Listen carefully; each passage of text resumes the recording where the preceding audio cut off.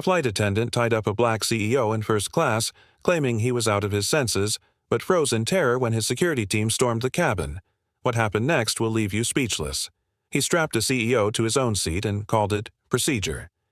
If you believe no uniform is above the law, subscribe now. The jet doors sealed with a hiss, the sound sharp and final, cutting off the noise of the terminal as the aircraft settled into its sealed cocoon. The engines gave a low growl, then built to a steady hum that reverberated through the cabin as Atlas Airlines Flight 417 tilted upward into the evening sky.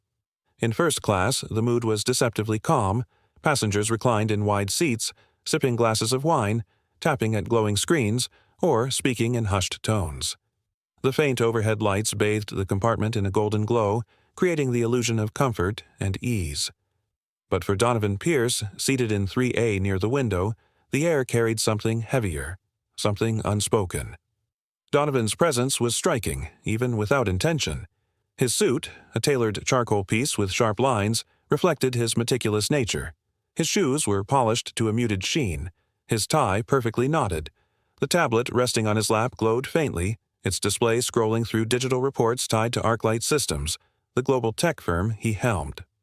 Only days earlier, his company had secured a billion-dollar government contract, a move that placed both himself and his work under sharper public scrutiny. Yet Donovan's focus was undisturbed. He moved with the calm precision of a man who lived his life under high stakes, his eyes flicking across figures and notes with quiet intensity. But not everyone saw him that way. Near the front of the cabin stood Clyde Rowan, one of the assigned flight attendants. Clyde was a man in his early 40s, tall and lean, his uniform fitting tightly across his shoulders. To the unknowing eye, he appeared professional, shirt pressed, shoes shining, his posture upright as he moved between rows with measured steps. But behind the clipped smile and rigid courtesy lay something harder, something less forgiving. Clyde was a man who prided himself on control, on order, and on keeping people in their place. And when his eyes drifted to Donovan, seated calmly with his tablet, a shadow passed over his face. Donovan had adjusted his seat back slightly, settling into a position that would allow him to read comfortably before resting for a short while. His expression softened as he closed his eyes briefly, not out of fatigue but as a momentary pause to collect his thoughts. The dim hum of the engines created a rhythm in the background, steady and almost hypnotic. But Clyde, watching from a few feet away, leaned toward a younger attendant near him. His voice dropped to a whisper, laced with a strange mix of suspicion and eagerness. "He looks unwell," Clyde murmured, his eyes narrowing as if studying prey. "Unstable. Keep an eye on him." The younger attendant glanced briefly in Donovan's direction, confusion flickering across his face. From his vantage point, there was nothing unusual, just a passenger quietly resting after takeoff. But Clyde's tone carried an edge that silenced any question. The younger man nodded faintly and walked on, though his uncertainty lingered. Around them, the rest of the cabin remained oblivious. A businessman in seat 2C laughed softly at something on his phone screen. A retired traveler leaned back with his headphones on, mouthing along to a tune only he could hear. The clink of glasses and the faint rustle of newspapers filled the air, all part of the ordinary soundtrack of flight. No one noticed Clyde's sharp gaze locked onto Donovan. No one sensed the tension coiling like a hidden wire between the two men. Donovan shifted in his seat again, eyes opening as he glanced toward the window. The fading daylight painted streaks of orange across the horizon, casting his reflection faintly on the glass. For a moment, he allowed himself a quiet breath, trying to balance the demands of his role with the rare silence of air travel. His mind, though sharp, carried weight.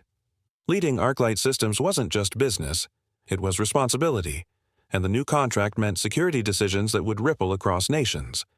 To him, this flight was a brief pause, a transition between meetings, nothing more. Yet his instincts, those honed from years of navigating boardrooms filled with both allies and hidden adversaries, twitched faintly, warning him that peace often carried the seeds of disruption. Clyde, meanwhile, leaned back against the galley doorframe, arms folded across his chest. His thoughts churned. In Donovan's composed silence, he saw arrogance. In Donovan's closed eyes, he imagined weakness. And in Donovan's success, Clyde saw something that stirred old prejudices, things he rarely voiced aloud but carried deep within him like a quiet ember waiting for air. To him, this was not just another passenger. This was a man who had to be tested, challenged, perhaps even brought down a notch. The tension was invisible to most, hidden beneath polite service and muted conversation, but it was there, simmering just beneath the surface. Donovan glanced once more at his tablet, unaware that every calm gesture, every steady breath was being interpreted through a distorted lens by the man tasked with serving him. The irony was sharp. In a place meant for order and security, danger was not rising from outside the aircraft but from within its walls. As the plane leveled into its cruising altitude, a subtle stillness fell over the cabin. Passengers tucked into meals, attendants moved with trays, and the rhythm of travel settled in. Yet, like the turbulence that can strike from clear skies, something darker lingered, quiet, unseen, but inevitable. Donovan sat unaware of how closely he was being watched, how his every move was being studied not with concern, but with a hidden malice clothed in the language of protocol. The stage was no longer neutral. The players had already taken their positions, and though Donovan's mind was on contracts and reports, another narrative had begun to unfold around him, one he had no hand in shaping but would soon be forced to fight. What started as a routine flight was about to spiral into a battle for dignity. The air inside the cabin was still, the kind of silence broken only by the hum of engines and the occasional clink of glasses in first class. Clyde Rowan leaned closer, his shadow stretching across Donovan Pierce's seat. His expression was one of forced concern, but the sharpness in his eyes betrayed his true intent. Without preamble, his words came out sharp and accusing. "Sir, you appear intoxicated," he said, voice pitched just loud enough for those in the nearest rows to hear. His hands rested firmly on the armrest as though preparing to steady a man who had lost control. Donovan blinked once, lifting his gaze from the folder on his lap. His posture was calm, his suit still immaculate, his tone measured. "I assure you, I haven't touched alcohol. I was resting, nothing more." He spoke clearly, every syllable precise, but Clyde tilted his head as though unconvinced. "That's not how it looked," Clyde pressed, his voice growing louder, his words edged with the authority of someone used to being obeyed. "Slurred speech, erratic movements, it's a safety concern." Passengers nearby shifted in their seats, eyes darting toward the exchange with thinly veiled curiosity. A murmur began to spread, soft but insistent, the kind of whisper that carried further than it should. Donovan's jaw tightened, though his outward calm never wavered. His objective was clear: remain composed. A single outburst, a single misstep, and Clyde's accusation would harden into certainty in the minds of strangers. "I am not intoxicated," Donovan replied, his voice level, the deep steadiness of a man accustomed to boardrooms and negotiations. "I ask that you not mistake rest for weakness." But Clyde was not deterred. He stepped closer, his shadow falling heavier across Donovan's seat. His chest rose with forced authority, as though swelling himself into something larger than he was. "Sir, your behavior is unstable. For the safety of everyone, I'll need you to remain seated and refrain from unnecessary movement." The words carried an edge of finality, like a verdict already decided. Donovan inhaled slowly, steadying himself. His heart was not panicked, but burning with disbelief. To be accused so baselessly, so publicly, was an insult that cut deeper than inconvenience. Still, he reminded himself of his objective, not to escalate, not to hand Clyde the victory of a scene. "I am in control of myself," Donovan said, his tone clipped but calm. "Your accusation is false." The moment teetered like a scale awaiting a single weight. Donovan reached forward, his hand extending toward the overhead bin above. His movements were deliberate, controlled, the kind of grace that left no room for misunderstanding. Yet, as he rose slightly from his seat, Clyde's arm shot out like a barricade, his palm pressed flat against the bin's handle, his stance blocking Donovan's path. "You're not going anywhere," Clyde declared, his voice carrying further than before. Heads turned, passengers leaning subtly into the aisle, curiosity sharpening into unease. The murmur grew louder, threads of uncertainty weaving through the cabin. Donovan's chest rose and fell with quiet restraint. His mind raced, not with fear, but with the sharp disbelief of a man witnessing the absurdity of power misused. "You're preventing me from retrieving a folder," he said evenly, his words edged with incredulity. His tone was dignified, but his eyes burned with the restrained fire of a man pushed too far. Clyde's lips curved into the faintest smirk, though his voice trembled just enough to betray the tension under his mask of control. Out of control. Passengers are not permitted to access overhead bins. Sit down before this gets worse. The air grew heavier, charged with a tension that pulled at every ear in the cabin. The silence between words was louder than the engines themselves. Passengers' eyes flicked back and forth, searching for clues, unsure whether to side with the composed man in the tailored suit or the uniformed attendant wielding authority. Donovan lowered himself back into the seat, not with defeat, but with deliberate grace, as though to show that he would not be baited. His mind sharpened, cataloging every detail. Clyde's tone, his gestures, the whispers spreading like sparks through dry grass. Each word, each false claim, was a thread weaving into a noose. He could feel it tightening, not around his body but around his freedom, his dignity, his very identity as a man of authority and composure. Inside, the disbelief hardened into resolve. This was more than arrogance. This was an attempt to strip him of standing, to twist perception until truth no longer mattered. Donovan sat upright, his gaze steady, his silence louder than protest. His instincts told him the truth. This was not the end of the confrontation. It was only the beginning of a storm that had yet to break. Every word twisted was a rope tightening around his freedom. The moment turned brutal when Clyde, his face flushed with the kind of authority that grows reckless when unchallenged, suddenly reached into the narrow storage compartment beneath the galley cart and pulled out a pair of heavy-duty restraining straps. The straps, beige and cold-looking under the cabin's muted lights, were normally reserved for unruly passengers during emergencies. But now, in his hands, they became a weapon of humiliation. Gasps rippled faintly through the first-class cabin, though no one moved, their curiosity bound tightly with fear. Donovan's eyes widened in disbelief, his voice low but steady.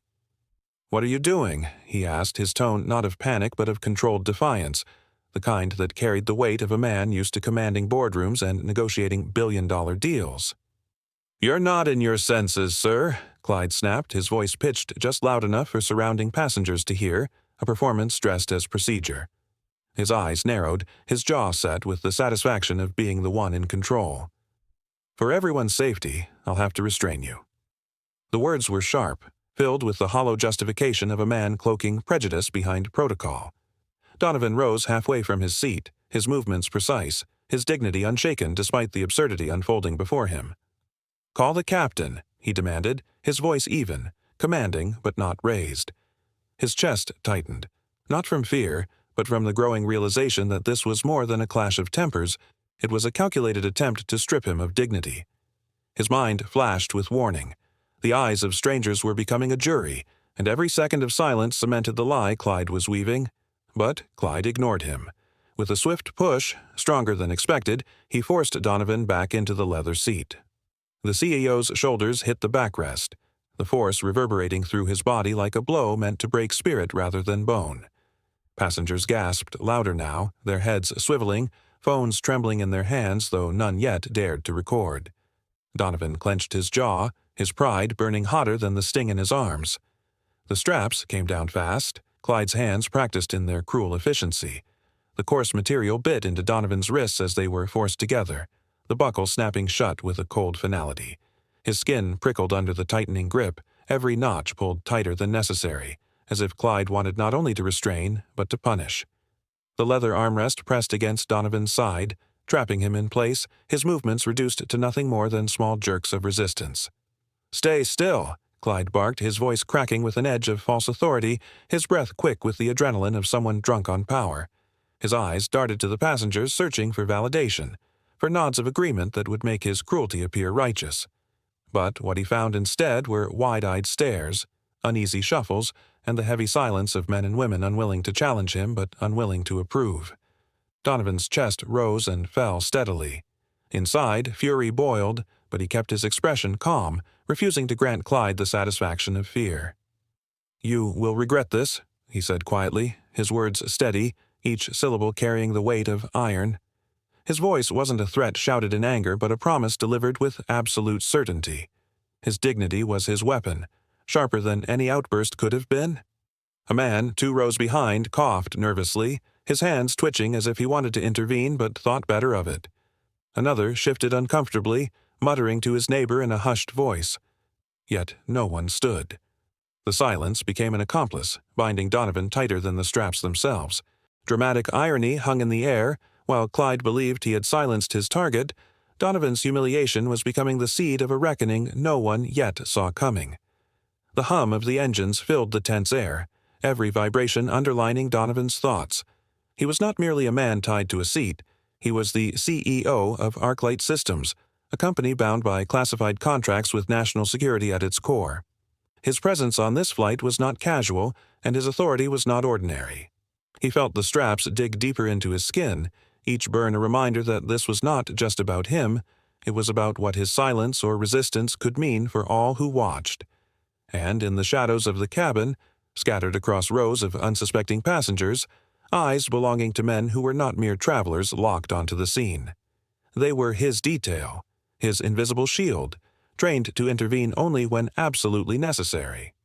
Their expressions remained unreadable, their postures casual, but their gazes were sharp, unwavering, tracking every movement Clyde made. Their silence was not weakness, it was strategy. Donovan's breath steadied. His humiliation was real, sharp, cutting deep, but it did not break him. Instead, it forged his focus. Every second of restraint became fuel for the fire building inside, not only to free himself but to expose the truth. He felt the eyes of his men on him, waiting for the signal, waiting for the moment when their invisible wall would no longer be hidden. The cabin grew quieter still. The clinking of glasses in the galley, the shuffle of papers, even the drone of whispered conversations all seemed to fade into the background. Clyde, chest heaving with misplaced triumph, glanced once more around the cabin. To him, the silence was victory. To Donovan, it was the calm before eruption. The straps burned into his wrists, the marks already reddening, a physical symbol of a dignity assaulted yet unbroken. His jaw tightened, his eyes locked straight ahead, not at Clyde, not at the passengers, but at the horizon of what he knew was coming. The reckoning was inevitable. Gasps still lingered in the air, floating like smoke after a fire, passengers frozen between shock and fear. Some feared intervening. Others simply looked away, their silence heavier than any words. Donovan's mind raced. He was not just a man being humiliated, he was the CEO of a company with classified security ties. What Clyde didn't realize was that Donovan's security detail, seated discreetly throughout the plane, was already watching closely. The chains of injustice were fastened, but the reckoning was only moments away. Donovan sat restrained, fury and humiliation burning in his chest as the straps dug into his wrists, the coarse material biting into his skin with every subtle movement. His breathing was steady on the surface, but beneath it, a storm churned. Each second spent bound felt like another insult to his dignity.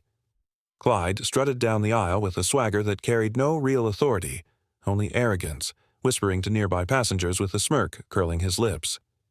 "The man in first class lost control," he murmured loud enough for the curious ears around him to hear. The words slithered through the cabin like poison, twisting perception and planting doubt where none should exist. Some passengers shifted uneasily, others avoided Donovan's eyes altogether, and a few simply looked on with the uncomfortable detachment of people unwilling to challenge what seemed to be official procedure. In the rows just behind Donovan, his security team, 5 men in plain clothes who blended seamlessly with ordinary travelers, exchanged sharp, knowing glances. Their orders had been clear from the beginning of the journey: remain invisible, intervene only if Donovan's safety was directly threatened. But what they now witnessed was no longer a matter of inconvenience or insult, it was a matter of assault and humiliation. Marcus Kane, the broad-shouldered strategist who had been posed as a businessman reviewing a financial report, set his pen down on the tray table with calculated precision. His jaw tightened, and his eyes followed Clyde's every step, studying the man not as a passenger studies a flight attendant, but as a tactician studies an unpredictable adversary. Donovan shifted slightly, the red marks already forming where the straps pressed too tightly against his wrists. His calm, outward demeanor hid the fury that smoldered in his chest, but his eyes betrayed the truth. He was not a man who accepted indignity quietly, and yet he knew restraint, real restraint, was his sharpest weapon for now. Across the aisle, his gaze met Marcus's for the briefest of moments. In that silent exchange, a world of meaning passed between them. Donovan's look was one of quiet resolve, but beneath it was a command. It was time to move. Marcus brought his hand casually to his ear, as though adjusting a small itch, but his fingers brushed the hidden earpiece that linked him to the others. His voice, low enough to blend with the drone of the engines, carried a single coded phrase: "Eagle clipped." The words, simple and precise, were a trigger. Instantly, across business and coach, the other men stiffened. One lowered his magazine, eyes narrowing as he folded it with deliberate calm. Another leaned forward, adjusting his seatbelt in a way that concealed the shift of his hand toward the inside of his jacket. To the average passenger, they were nothing more than restless travelers preparing for turbulence. To those who understood their language, their stillness was a signal, preparation for intervention. Passengers noticed the subtle change in atmosphere, a strange quiet that pressed down over the hum of the engines. A woman whispered to her companion, "Why are those men staring like that?" but received only a shrug in return. Most dismissed the sudden stillness as coincidence, attributing it to nerves or discomfort during a long flight. None of them grasped the scale of what they were truly witnessing, the awakening of a protective force that had been silent until now. Meanwhile, Clyde, blind to the quiet storm he had provoked, strutted confidently toward the galley. His head was held high, his smirk broadening with the pride of a man who believed he had asserted control. In his mind, he had reduced a powerful passenger to nothing more than a restrained figure for others to scorn. He whispered again to another attendant, gesturing back toward Donovan as if boasting of a triumph. The arrogance in his stride revealed not strength, but overconfidence, the kind that blinds a man to the danger creeping in from all sides. Donovan sat in silence, his chest rising and falling steadily, but inside he measured each heartbeat against the rhythm of injustice that had been forced upon him. His thoughts sharpened like steel. This was no accident, no misunderstanding. Clyde had made him a target, and the world around him was too willing to believe the lie. Yet Donovan was no ordinary passenger. His calm was not surrender. It was strategy. The silence before a storm he knew would break with precision. As Clyde disappeared behind the curtain, convinced of his false victory, Donovan straightened as much as the straps allowed, his eyes locked on Marcus once more. In that unspoken connection, his message was clear. The moment for patience had ended. Marcus's lips pressed into a thin line, his nod almost imperceptible, but his entire frame radiated readiness. The hum of the engines filled the silence, the dim glow of cabin lights casting long shadows across Donovan's face. Every detail in the cabin, the nervous shifting of passengers, the faint rustle of clothing, the sharp stillness of his team, wove into a tension so thick it seemed the air itself might shatter under its weight. Clyde believed himself victorious, but he had no idea that the balance of power was shifting with every heartbeat. Donovan breathed deeply, his fury tempered by discipline, his resolve unshaken. When Marcus's eyes met his again, there was no need for words. His expression conveyed everything. Wait no longer. The predator had just mistaken the lion for prey. The shift happened in seconds. Marcus Kane rose from his seat with the kind of precision that came only from years of discipline. His broad shoulders straightened, his jaw set like stone, and his eyes fixed on Clyde Rowan, who stood at the head of the aisle with the smugness of a man convinced of his own authority. Two others, seated a few rows behind, followed Marcus's lead. Their movements were calm, deliberate, and devoid of hesitation. The sudden change in the cabin's rhythm was unmistakable. The whisper of shoes against carpet, the subtle rustle of jackets, it was enough to draw the attention of passengers already unsettled by the earlier confrontation. Before Clyde realized what was happening, the curtain separating first class from the rest of the cabin snapped aside with a sharp pull. It was a simple act, but in that charged moment, it carried the weight of a declaration. The men stepped through, their presence cutting through the air like blades. One immediately went to Donovan's side, his hands moving with efficient speed, unclipping the restraints that dug into Donovan's wrists.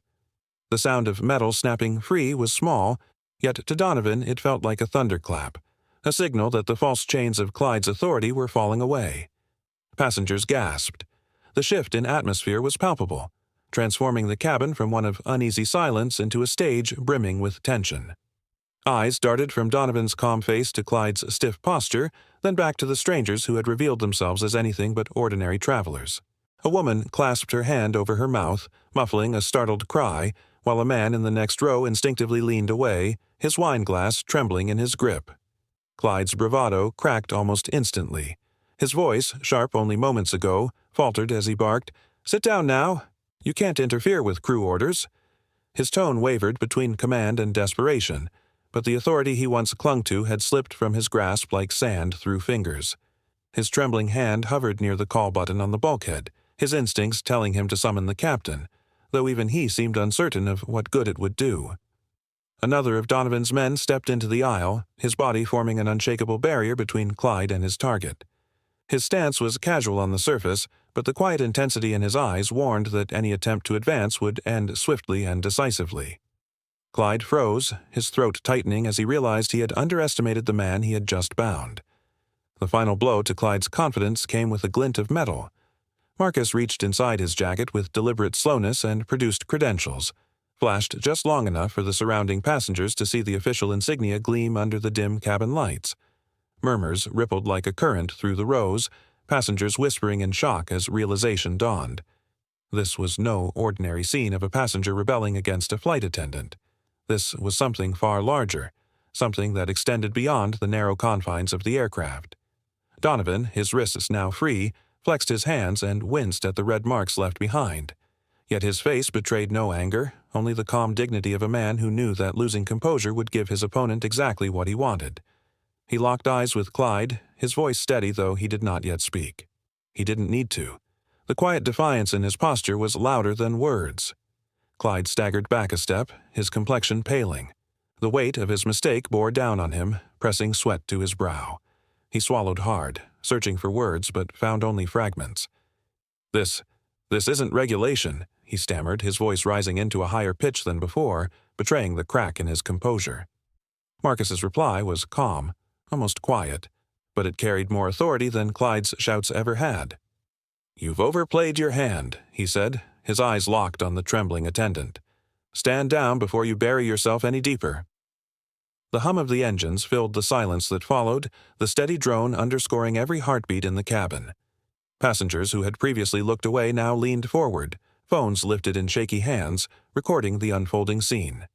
Clyde saw them, the witnesses to his actions, the proof that his words would not hold against the truth now displayed. He was no longer the one in control. Donovan drew a deep breath, his chest rising and falling in measured calm.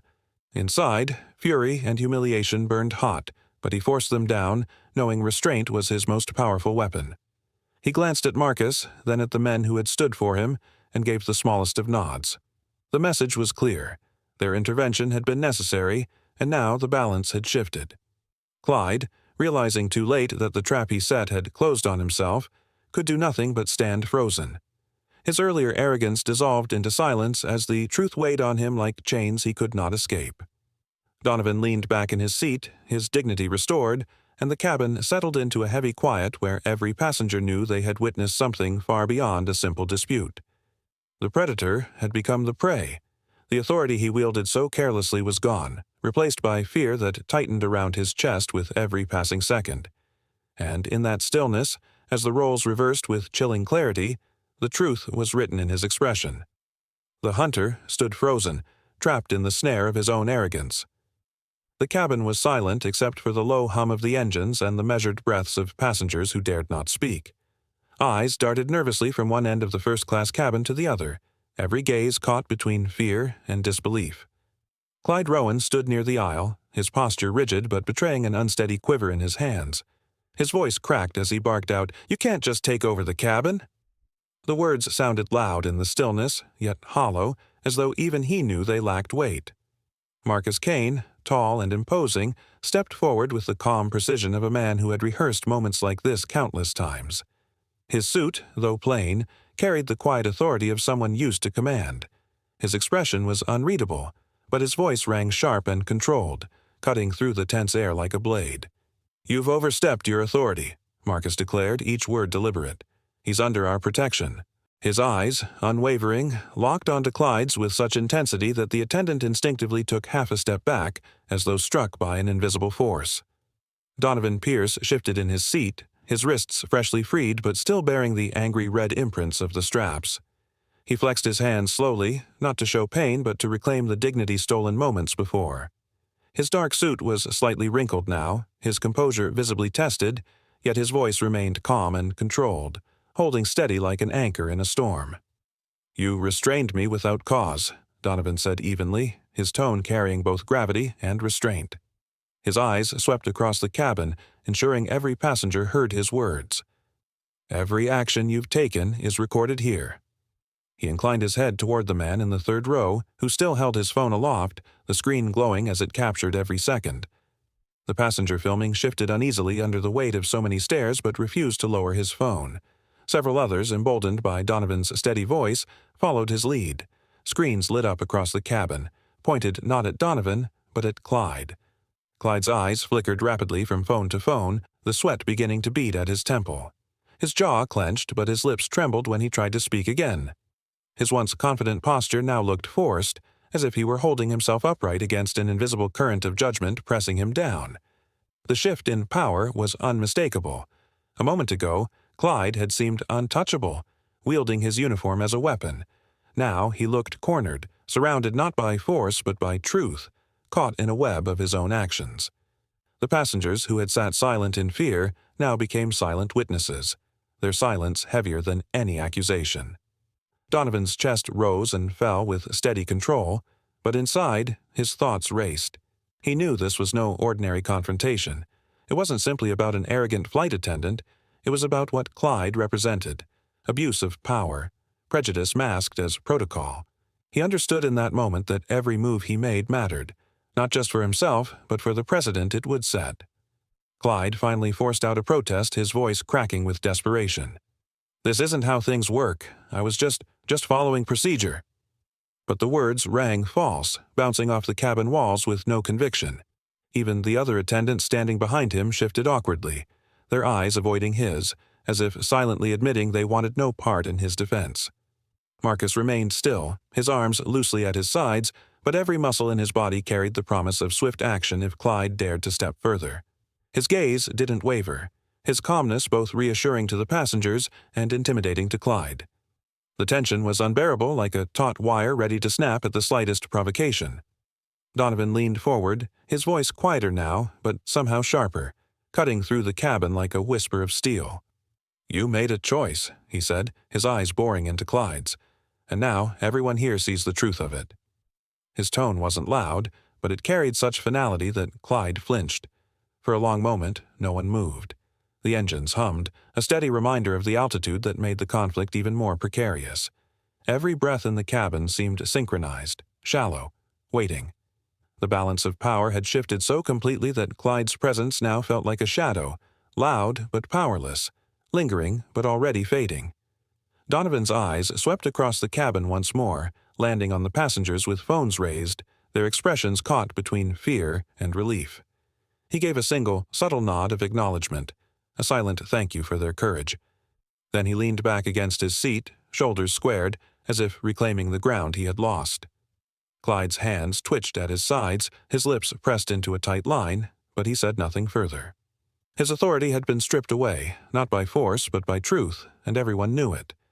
But deep in Donovan's chest, a different awareness stirred, an instinct sharpened by years of navigating boardrooms, contracts, and dangers far greater than this. He sensed it clearly, the unease beneath the victory. This wasn't over. The man before him was wounded in pride, and pride had a way of lashing back with teeth sharper than reason. The cabin, though seemingly calm, now felt like the eye of a storm. What had just passed was not an ending. It was a beginning. Donovan could almost feel the air shift, heavy with the promise of conflict yet to come. Even as his wrists burned with the fading memory of the straps, his mind warned him with unshakable clarity. The turbulence ahead would not come from the skies. The true battle was just taking off, and no one knew how turbulent it would become. The captain's voice cracked over the intercom, the words clipped and strained as if they carried more than just a routine announcement. "Ladies and gentlemen, please remain seated and fasten your belts. We are expecting a brief patch of turbulence ahead." The cabin lights flickered slightly, and the steady hum of the engines seemed to grow louder in the silence that followed. Marcus Kane, seated just across from Donovan, didn't look toward the ceiling or the cabin windows as most passengers did. Instead, his eyes locked on Clyde Rowan. The flicker of tension in Clyde's eyes, barely perceptible to anyone else, told Marcus everything he needed to know. Clyde was not finished. Donovan adjusted his posture, the faint red marks on his wrists throbbing as he shifted against the armrest. The physical discomfort was secondary to the humiliation still weighing on him, but his mind was sharp, calculating. He could sense that Clyde's retreat to the galley wasn't surrender, it was recalibration. The flight attendant's pride had been struck, and men like him rarely let go of their imagined authority without lashing back harder. Donovan's jaw tightened as he exhaled slowly, his voice low enough that only Marcus could hear. He's going to escalate. He won't stop here. Marcus leaned closer, his broad shoulders casting a quiet shield around Donovan. His expression was calm, but beneath that surface was a readiness forged from years of service. He gave the slightest nod. I know. I'm already watching exits, crew patterns, everything. His tone was steady, but his hand tightened around the armrest, a subtle reminder of the storm brewing. From the galley, muffled voices carried faintly through the curtain. Clyde's silhouette shifted against the thin partition, his frame angled close to another attendant. Donovan could make out fragments of whispers, words too low to catch but filled with the rhythm of plotting. A moment later, the clatter of trays and dishes rang out louder than necessary, as though punctuating Clyde's anger. Passengers stirred uneasily, glancing down the aisle with curiosity and unease. In business class, a second member of Donovan's security team discreetly adjusted his jacket. The faint gleam of a clipped badge flashed in the dim light before disappearing again beneath the fabric. His eyes scanned the cabin deliberately, taking stock of every twitch, every whisper, every shift of movement. The passengers around him grew quieter, sensing that something unseen was tightening around them. Conversations died mid-sentence. The laughter of a man reading from a tablet faltered, replaced by silence thick enough to cut through. Donovan's thoughts churned with both anger and strategy. He knew he could not afford to lose control, not here and not now. Clyde's game was not just personal, it was a performance meant to strip him of dignity in front of strangers who did not know who he was. His objective sharpened with every passing second. This was no longer about enduring humiliation, but about preventing Clyde from weaving his false narrative into something dangerous. Donovan had weathered boardrooms filled with lies and opponents with sharper tongues, but never had the stakes been so visible. Never with his freedom and reputation hanging in the balance at 35,000 feet. Clyde reappeared briefly at the galley's edge, his face rigid, lips pressed tight, and his eyes glinting with an anger that seemed to smolder rather than burn. He muttered something to a crew member who looked uneasy, hesitant to be pulled into his scheme. Clyde's jaw twitched, a visible sign of wounded pride. He stepped back, but not before casting one more lingering look toward Donovan, the kind of look that carried the weight of unfinished business. Marcus caught that look, his hand tightening slightly as his instincts sharpened. He leaned toward Donovan again, speaking in a low, deliberate tone. He's cornered, and cornered men push back. Stay steady. We'll be ready when he makes his move. The air in the cabin felt different now, charged with a tension that even those oblivious to the deeper conflict could sense. A woman 2 rows ahead adjusted her scarf nervously, while a man near the window lowered his book, his gaze flicking between the aisle and the attendants. The silence grew thick, interrupted only by the faint rattling of utensils and the distant hum of engines vibrating through the cabin walls. Donovan's eyes met Marcus's once more, and for the first time in years, he felt not just the burden of leadership, but the rare vulnerability of being at another man's mercy. But he was not powerless. His composure, his voice, his dignity, those were weapons sharper than any blade. He reminded himself silently that Clyde's aggression was not strength, it was desperation. And desperation, when exposed, was always the beginning of downfall. The minutes stretched, every sound amplified, every glance weighted with suspicion. Donovan could feel it, the foreshadowing of something imminent, the sense that Clyde's pride would demand one more act, one more attempt to reclaim his authority. The question was not if it would come, but when. He steadied his breath, his mind ready for whatever lay ahead. Foreshadowing dangled in the air like storm clouds. Clyde's pride was wounded, and men like him often struck back harder when cornered. The storm had not passed. It was gathering force behind closed doors. He claimed the man was not in his senses until the cabin doors opened and his security team walked in. If you believe power must answer to proof, hit subscribe. Justice starts here. Clyde stormed back into the cabin with the sound of his shoes striking the floor in quick, sharp beats, each step echoing louder than the hum of the engines above. Behind him trailed 2 other attendants, both men younger than him, their faces drawn tight with unease. They followed because they had to, not because they wanted to. Their eyes flicked nervously toward the rows of watching passengers, aware that every movement, every word, was now being scrutinized. Clyde, however, wore a mask of cold certainty. His jaw was locked, his shoulders rigid, and his eyes glittered with defiance. In that moment, he was not simply a flight attendant, he was a man determined to salvage his authority, no matter what falsehoods it took. He stopped a few feet from Donovan, thrusting out a trembling finger that shook not from fear, but from rage barely contained. His voice rose like a whip crack across the silent cabin, sharp and shrill. "This man assaulted me. He's a danger to everyone on board." The words sliced through the air, sending a ripple of shock through the passengers. Gasps and murmurs spread quickly like sparks racing across dry straw. Some passengers leaned forward in disbelief, others shrank back into their seats, clutching armrests and glancing toward Donovan with wide eyes. The atmosphere, already tense, now brimmed with suspicion and fear. Donovan sat still, his broad shoulders squared, his expression calm but not passive. He could feel the sting of Clyde's lie, but he would not allow himself to be pulled into chaos. His guards, his silent sentinels scattered among the rows, reacted instantly, their eyes narrowing, hands twitching as instinct urged them to rise.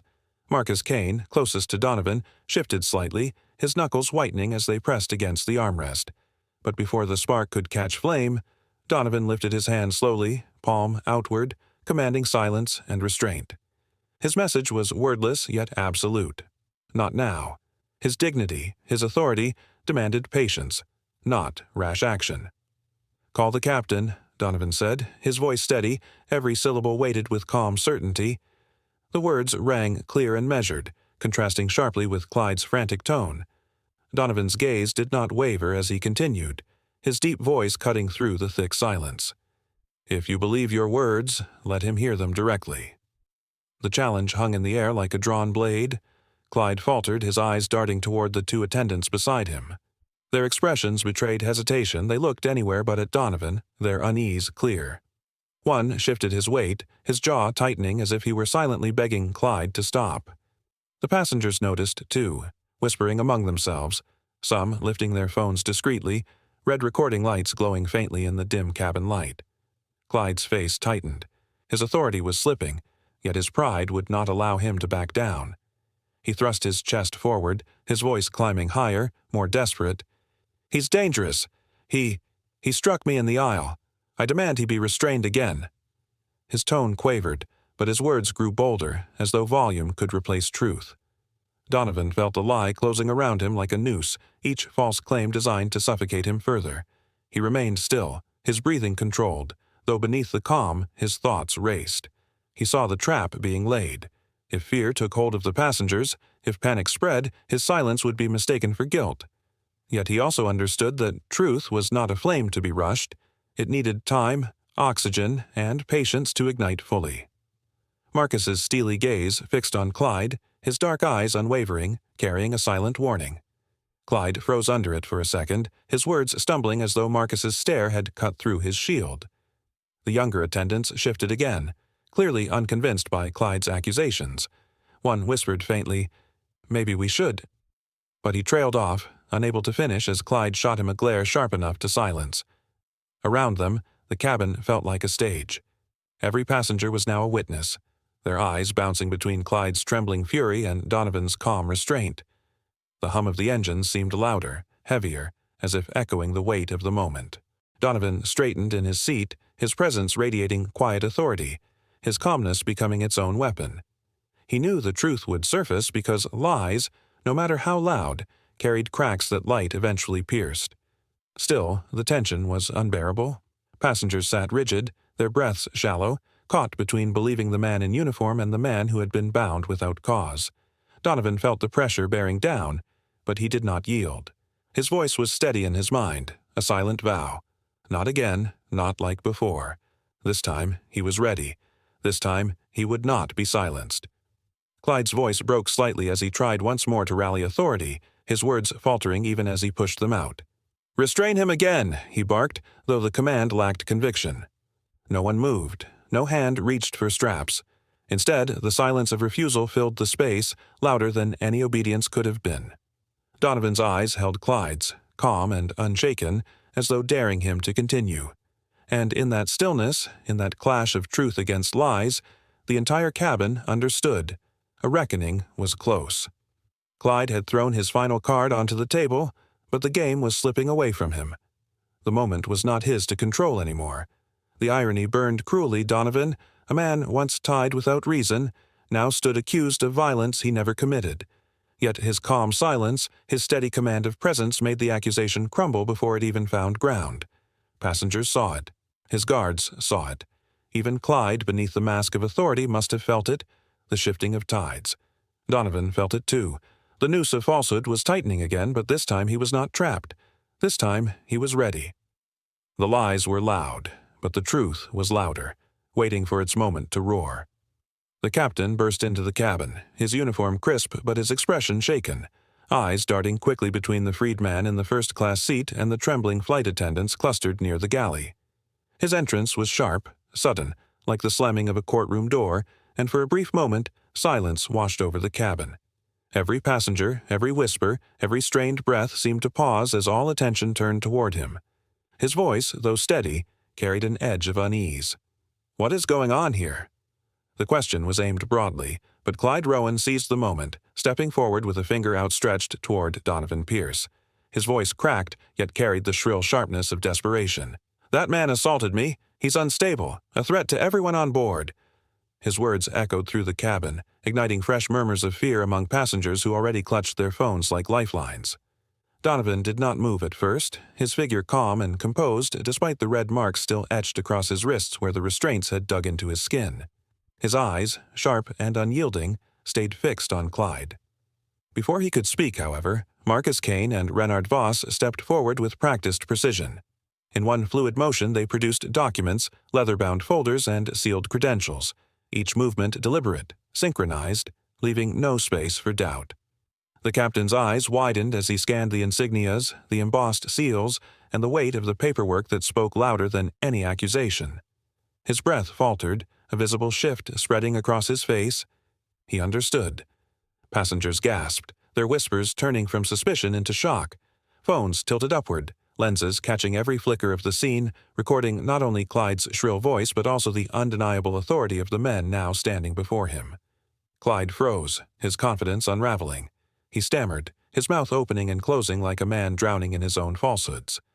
The weight of truth pressed down on him, suffocating, leaving only beads of sweat crawling down his temple. Donovan slowly rose from his seat, every movement measured. He adjusted his cufflinks with quiet precision, reclaiming the dignity that had been torn from him. His voice, when it came, was calm but cut through the air like steel. "You tied me down without reason," he said, his tone even but carrying the weight of command. His gaze locked on Clyde, then shifted briefly to the captain who stood rooted in place. "You tried to strip me of dignity." The air in the cabin tightened, the sound of the engines humming in the background like a drumbeat of inevitability. Donovan's guards remained firm, their presence radiating controlled power, a reminder that this was no ordinary passenger, no ordinary dispute. Clyde's accusations now hung limp in the air, stripped of all credibility by the evidence revealed before dozens of witnesses. The passengers who had once whispered nervously now leaned forward, sensing the tide had turned, that the man, once painted as a threat, was in truth the victim of an abuse of authority. The captain's lips parted as if to speak, but no words came. The captain's lips parted as if to speak, but no words came. The weight of the documentation, the stares of the passengers, and the unwavering calm of Donovan and his team had locked his voice inside his throat. Clyde shuffled his feet, his earlier bravado shattered, his trembling hands betraying him even as he tried to steady them at his sides. Donovan's words landed with finality, each syllable crafted not in anger, but in unshakable truth. He straightened fully, his voice deepening with resolve. "Now you'll face the consequences."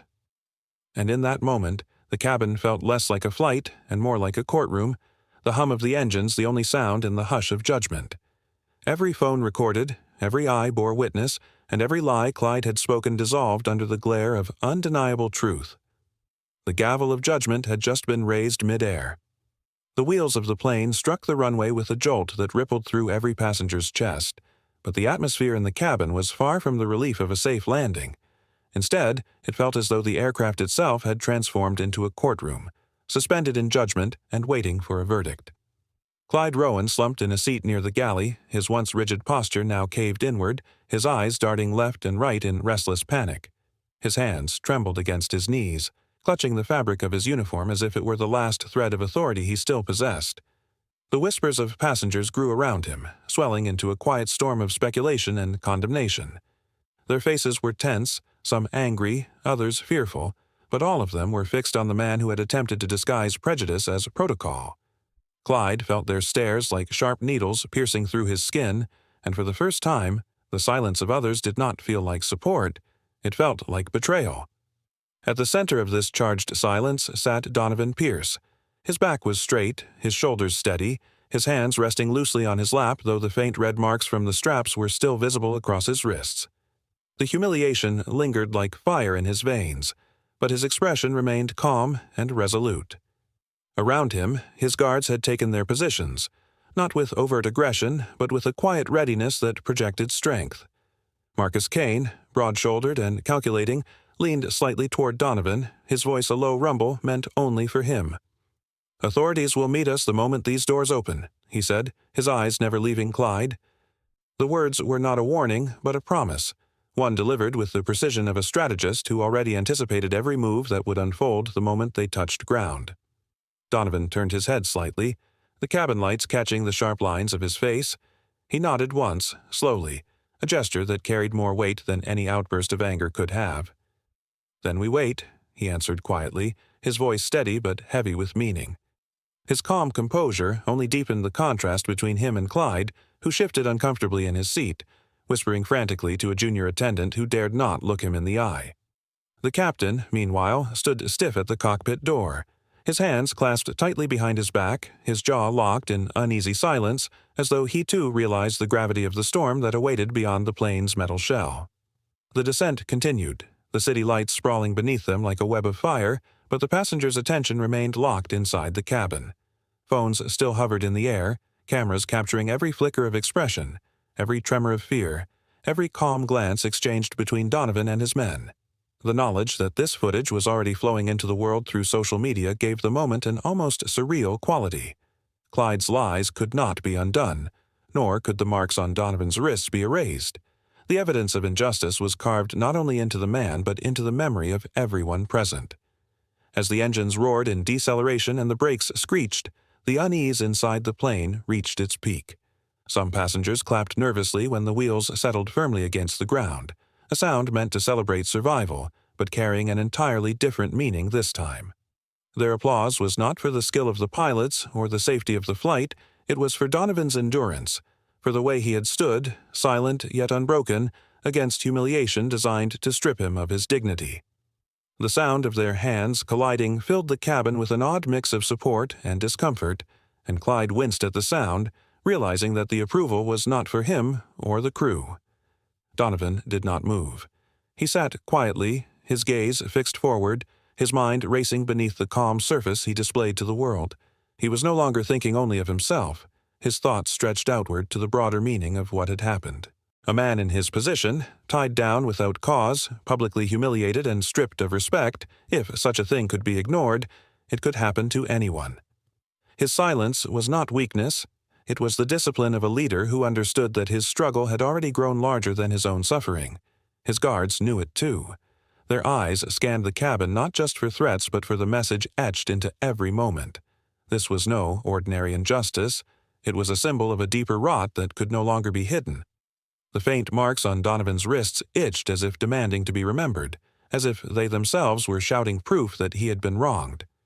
He flexed his fingers gently, not in pain but as a reminder to himself that he was still free, still in control of his choices. Across the aisle, Marcus leaned back, watching Clyde with the soldier's patience. "He knows what's waiting for him," Marcus muttered, his voice low but cutting. Donovan's lips tightened into a small line, his thoughts steady even as his pulse beat with determination. He understood the importance of restraint now. The true battle was not in the cabin, but in the world that waited beyond the sealed doors. The plane slowed to a crawl, the seatbelt signs still glowing above as the crew fumbled nervously through their motions. The captain's voice never returned to the intercom. Instead, the silence stretched long, filled only by the thrum of the engines and the unspoken awareness that this landing was unlike any other. It was not an end, but a beginning.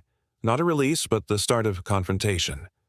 Donovan's eyes narrowed slightly as the plane veered toward its final stop, and for the briefest moment he thought of the storm building just beyond the glass windows of the fuselage, law, authority, and justice waiting to collide in ways none of them could predict.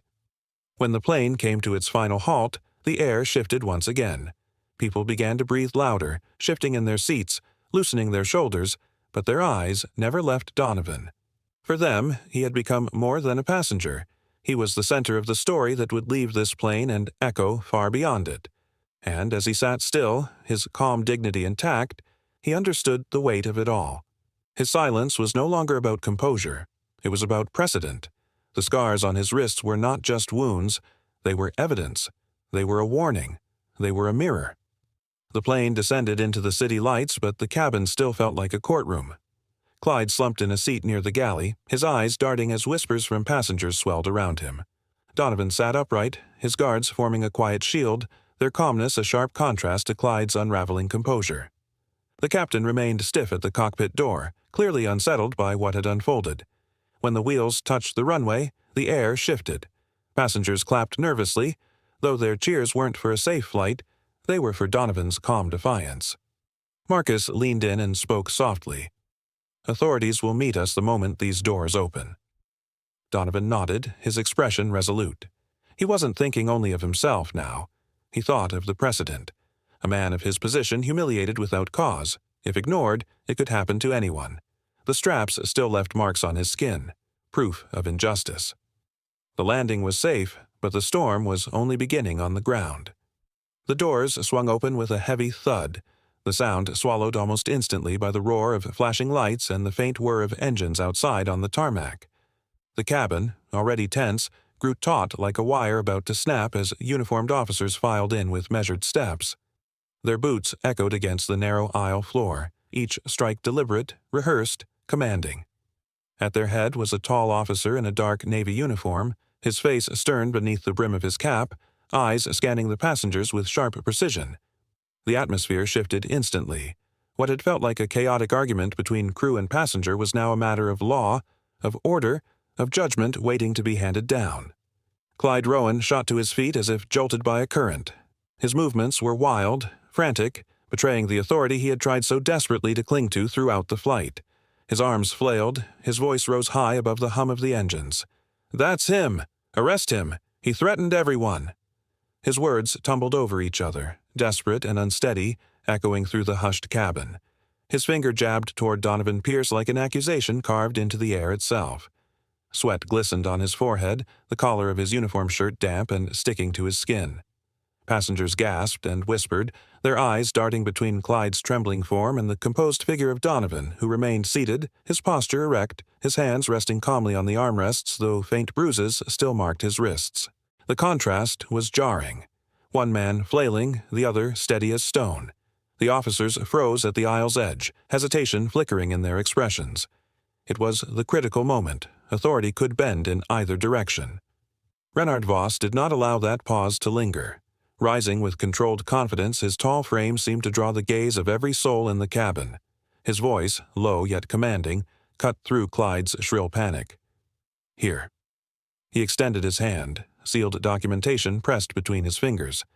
The lead officer stepped forward, his face shadowed by the lights that streamed in from the tarmac. He accepted the documents, flipping them open with the practiced efficiency of a man used to sorting truth from lies. For a moment, the entire cabin seemed to hold its breath. The hum of the engines filled the silence, underscored by the faint whir of passenger phones still recording, capturing history as it unfolded in real time. The officer's eyes scanned the page, his expression shifting as though an unseen weight had just settled on his shoulders. Suspicion softened, then hardened again into respect. He looked up, his gaze landing on Donovan, not with doubt, but with recognition. Clyde's voice cracked. "What are you waiting for? He's dangerous. You have to." His words faltered when he saw the officer's gaze bypass him completely. Panic edged into his eyes, a sheen of fear replacing the bravado. He tried again, weaker this time.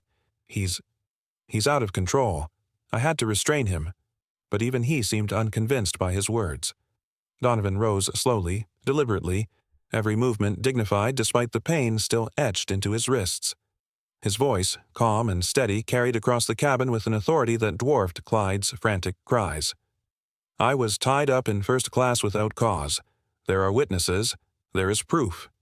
His eyes swept the cabin, meeting those of the passengers who had seen it all. Several nodded silently, their phones raised higher, their faces resolute. The officers turned as one, their focus shifting, the decision no longer in question. Clyde's mouth opened, but no sound came. He backed against the galley wall, his breath quick and shallow. One officer stepped toward him, hand firm and unyielding as it clasped his shoulder. The grip was not violent, but final, the touch of a man enforcing order where chaos had reigned. "You'll need to come with us," the officer said, his tone even but edged with finality. Clyde's knees seemed to weaken, his body swaying as the passengers' whispers grew into a chorus of judgment.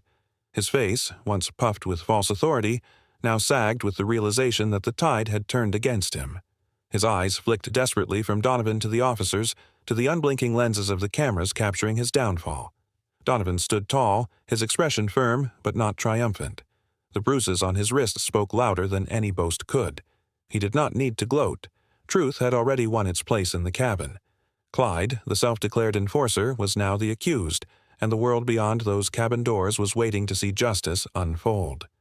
Passengers leaned closer to one another, whispering in awe at the reversal, their fear slowly giving way to relief. Yet beneath Donovan's calm, a flicker of thought stirred. This was not the end. This was only a beginning. The cameras were still rolling, the records still forming, and what had been exposed in this cabin was certain to ripple far beyond the walls of the plane. But for now, the moment was sealed, the roles reversed completely. Clyde's once powerful voice had shriveled into silence, and Donovan's steady truth echoed as the final word. The hunter who had spun lies now stood in the jaws of justice. The airport terminal became a theater of chaos and revelation the moment Donovan Pierce stepped through the sliding doors, flanked by his plainclothes security detail. Flashbulbs exploded like tiny bursts of lightning, cameras clicking in rapid succession as though each lens fought to capture a piece of the unfolding spectacle. The crowd of reporters surged forward, microphones raised like weapons, their voices colliding in a deafening wall of sound. "Mr. Pierce, is it true you were tied up mid-flight?" one shouted, his voice straining to rise above the others. Another cut in sharply. "Do you believe this was racially motivated?" A dozen more questions followed, overlapping into a storm of demands, each one laced with urgency and anticipation. The journalists' eyes gleamed with hunger, their pens and cameras ready to turn this night into headlines by dawn. Donovan did not flinch. His stride was measured, his shoulders square, the faint bruises around his wrist concealed beneath the cuffs of his tailored jacket. His expression was unreadable, but behind his calm exterior churned the weight of humiliation, injustice, and calculation. He paused only once, his gaze sweeping the sea of cameras, and then he spoke in a clear, steady voice. "I'll address the nation when the facts are recorded, not in fragments." His words, though few, carried the authority of a man unwilling to be reduced to sound bites. Behind him, the contrast was stark. Clyde Rowan, once strutting in false authority, was now escorted in handcuffs by airport security. His face had lost its defiant smirk, replaced by pale shock and darting eyes that searched the crowd for sympathy but found none. Passengers who had filmed the incident followed close by, whispering to reporters, some replaying shaky videos that already found their way onto screens around the terminal. Clyde's humiliation was public, immediate, and irreversible, yet Donovan knew this was merely the surface of a deeper battle. As the procession moved forward, Donovan's security formed a protective wall around him, their stern faces and silent movements a reminder of the weight of his position. He could hear Marcus Kane's low voice in his earpiece, steady and watchful. "Stay focused, sir. The press will feed on chaos. Don't give them any more than you already have." Donovan gave the slightest nod, his eyes fixed ahead, though his mind was elsewhere. Beneath the bright glare of the cameras, Donovan's thoughts darkened. He knew the airline's executives would not allow this scandal to unravel unchecked. They would release carefully worded statements, deny wrongdoing, and use corporate spin to paint him as difficult, even unstable.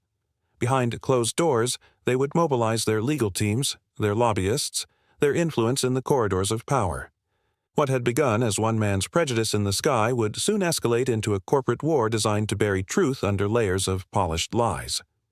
A reporter, braver than the others, broke through the noise with a pointed question. "Mr. Pierce, will you sue the airline?" Donovan slowed for a fraction of a second, his eyes narrowing, but he said nothing. His silence was not avoidance. It was strategy. Every word spoken in haste could be twisted, every emotion captured could be weaponized. For now, composure was his shield. His objective was not to win this hallway battle of voices, but the larger war waiting beyond. The crowd pressed closer, their cameras nearly brushing his face, and Donovan felt the tension rise like a tide threatening to pull him under. Yet, even in the chaos, he held himself with poise, aware that every lens would capture his restraint as much as it had captured his humiliation hours earlier. He could feel the weight of public expectation settling on his shoulders, heavier than the lights glaring down upon him. At the edge of the terminal, the glass doors revealed a fleet of black vehicles waiting on the curb, engines humming softly. Donovan's guards tightened formation, ushering him towards safety. The press shouted louder, desperate for one final comment before he disappeared from view. "Mr. Pierce, what happens next? Do you think this will change the airline industry?" Donovan glanced back briefly, his eyes meeting the wall of cameras. His jaw tightened as he felt the magnitude of what had begun. This was no longer about his dignity alone. It was about every passenger who had been silenced, restrained, or dismissed under false pretenses. His humiliation had torn open a wound the world was finally seeing. As Clyde stumbled past in cuffs, flashes illuminated his pale face and murmurs followed him like a funeral march. The predator who had believed himself untouchable was now a spectacle of disgrace. Yet Donovan did not allow himself satisfaction. He understood that Clyde was only the symptom. The disease ran deeper, embedded in the structures that had allowed men like him to thrive unchecked. The crowd noise dimmed as the doors closed behind him, sealing off the chaos for the moment. Donovan inhaled deeply, his mind sharpening with foresight. He wasn't just walking toward waiting cars, he was walking into the next phase of a fight that would test not just his resolve, but the strength of justice itself. The cameras still flashed brightly, but Donovan knew the real struggle would unfold in boardrooms, in courtrooms, and in the silent corridors where power hid its face. What the reporters saw as a victory was merely the opening act. His thoughts settled like iron. The airline would spin narratives, hide behind policies, and try to silence him. Yet he would not be silenced. He wasn't fighting one man anymore. He was preparing for war against a system built on denial. The cameras flashed brightly, but the shadows behind them grew darker still. Donovan stood at the podium, the bright lights of the press hall reflecting off the polished surface before him. The room was silent, yet charged with anticipation, every journalist's pen poised, every camera lens locked on him. His wrists, still faintly marked by the straps from that flight, rested firmly on either side of the podium, as though anchoring him to the moment. When he began speaking, his tone was steady, his words clear, but beneath that calmness was an unshakable resolve forged by humiliation and fire. "They said I was unstable. They tied me down like I was dangerous," Donovan declared, his voice carrying effortlessly across the hall. The crowd of employees, advocates, and reporters leaned forward, every syllable landing with precision. "But I was not dangerous. The real danger was silence, the silence of those who watched without speaking, the silence of leaders who buried complaints instead of addressing them, the silence of a system that allows such abuse to repeat itself."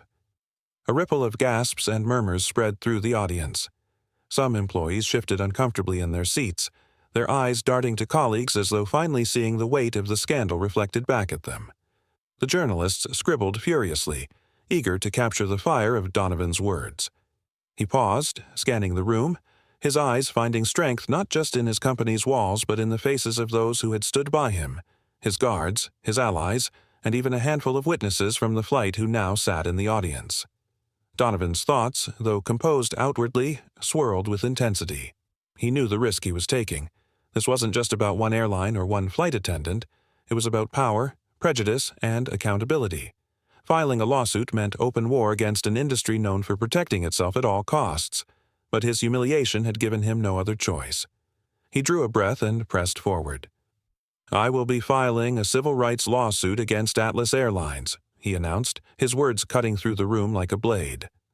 "Not for money, not for personal gain, but for reform, mandatory training, accountability measures, policies that prevent this kind of abuse from happening to any man, regardless of his race, his position, or his silence. The reaction was instant.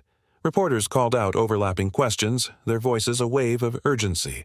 One raised his hand and shouted, "Mr. Pierce, do you believe this was racially motivated?" Donovan's gaze fixed on him, his expression calm but unyielding. "Bias hides in many forms," he replied. "In hesitation, in excuses, in unchecked authority. What I experienced was not an isolated act, it was a symptom of something deeper, and the deeper we allow it to remain, the more it poisons the air we all breathe." Applause broke out among some advocates in the room, clashing with the clatter of camera shutters. Employees who had once looked away now nodded, their silence cracked open by his defiance. Yet Donovan knew applause was not victory. It was only the beginning of resistance. For every clap of support, there would be a hand raised in defense of the airline, a voice trying to twist the story into weakness rather than strength. He braced himself for it, even as his speech pressed on. Behind the crowd, an investigator from the Federal Aviation Board stood silently, arms crossed. Donovan's eyes briefly flicked to him, catching the man's stern expression. He knew reports were already surfacing. Clyde's history of misconduct, complaints hushed and dismissed, whispers ignored until they built into the storm that had broken on Flight 417. The truth was out, but truth alone did not guarantee change. As he spoke, Donovan could feel the weight of history pressing on him. This was no longer just about his dignity. He was carrying the voices of those who had endured the same but never had the platform to fight back. Each word was both a weapon and a shield, cutting through the fog of excuses while guarding the hope that justice could take root. One journalist, his voice sharper than the rest, called out, "Mr. Pierce, aren't you afraid this fight will cost you allies, maybe even your government contracts?" Donovan leaned forward slightly, his hands gripping the podium with quiet force. His reply was immediate, firm. "If justice costs me allies, then they were never allies to begin with. And if contracts fall apart because I demanded dignity, then those contracts were not built on integrity." The hall erupted into a storm of camera flashes and rapid notes. In the corner, Marcus Kane, his most trusted strategist and protector, watched with approval. He had seen Donovan humiliated, restrained like a criminal. Now he saw him reclaim the stage with the same dignity that could not be bound by straps or silenced by lies. Donovan's speech reached its crescendo. He straightened his posture, his voice resonant, unshaken. "This is not about one man or one flight. It is about every individual who has been silenced by fear or dismissed by prejudice. Today, we set a new standard. Today, we show that dignity cannot be taken, it can only be defended." The applause that followed was not polite, it was thunderous, waves of sound crashing through the hall. Employees rose to their feet, advocates raised fists, journalists shouted more questions. Yet Donovan stood still, allowing the sound to swell and fade before he delivered his final words, the line he knew would echo beyond the walls of this hall. His voice dropped into a solemn weight, his gaze sweeping the room one last time. One man's fight in the skies had become a blueprint for justice on the ground. He tried to humiliate a leader at 30,000 feet. Minutes later, he faced the people who protect him. If you stand for accountability and dignity, subscribe now. Together, we rise. Disclaimer: the story you just watched is fictional. It highlights themes of racism, abuse of authority, and wrongful treatment of individuals based on bias. Its purpose is to raise awareness about discrimination, provoke thought about the misuse of power in everyday settings, and inspire empathy and accountability.